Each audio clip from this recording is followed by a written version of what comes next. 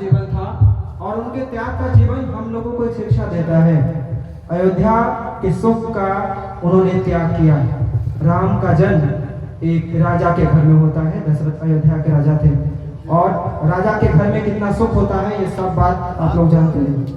एक राजा घर में कितना सुख रहा होगा, मगर उन्होंने सुख का त्याग किया तब जाकर के।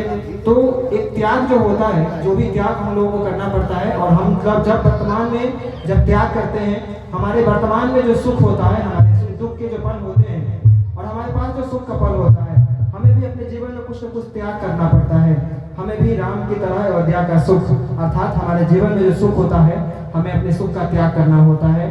राम जी वन गए और उन्होंने अयोध्या के सुख को भुला दिया।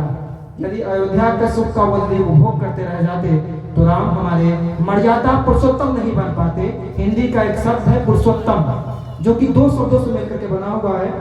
पुरुष जोड़ोत्तम, अर्थात जो पुरुषों में उत्तम हो उसको पुरुषोत्तम कहा जाता है। तो यूं ही कोई पुरुष पुरुषोत्तम नहीं बनता है।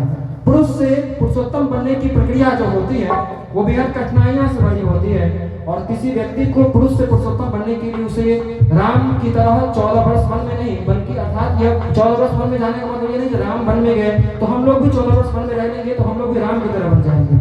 14 वर्ष वन में रहने का मतलब है कि हम लोग जिस आरामदायक जीवन को जी रहे हैं उस जीवन से हम लोग बाहर निकले। हम लोग बाहर के सुख दुख से दो चार हों और हम लोगों के जीवन में भी जिस प्रकार राम ने वन में दुख को सहन किया तो हम लोग भी अपने घर से बाहर निकले। हम लोग भी अपने परिवार के बेहतर भविष्य के लिए संकल्प लें, भगवान राम के जैसे व्यक्तित्व को अपने अंदर अपनाएं और हम भगवान राम की तरह क्या करें तो हम लोग भी अपने सुख का त्याग करें। क्योंकि बिना सुख का त्याग किए हुए कहीं न कहीं और बिना दुख से लड़े हुए हम लोगों को सुख की प्राप्ति नहीं हो सकती है।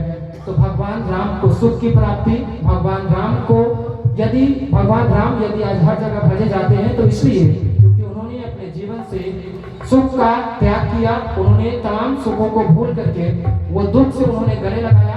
और जब हम लोग संघर्ष से, जब हम लोग मुश्किल से जब गले लगाते हैं तो हम लोग राम की तरह पुरुषोत्तम बनते हैं। तो पुरुष से पुरुषोत्तम तक के सफर को तय करने के लिए हम सभी को राम की तरह संघर्ष करना होगा अपने जीवन में। हम लोगों को राम की तरह अपने कर्तव्य के प्रति निष्ठावान होना होगा और अपने कर्तव्य का सम्यक निर्वहन करना होगा। और जब हम लोग अपने कर्तव्य का सम्यक निर्वहन करेंगे अर्थात अपने जीवन में मुश्किलों से सामना करेंगे, अपने सुख का त्याग करेंगे, तो यकीनन हमारी छवि जो होगी मर्यादा पुष्पक राम की तरह भी हमारी छवि होगी और हमारी चर्चा हर जगह की जाएगी। धन्यवाद।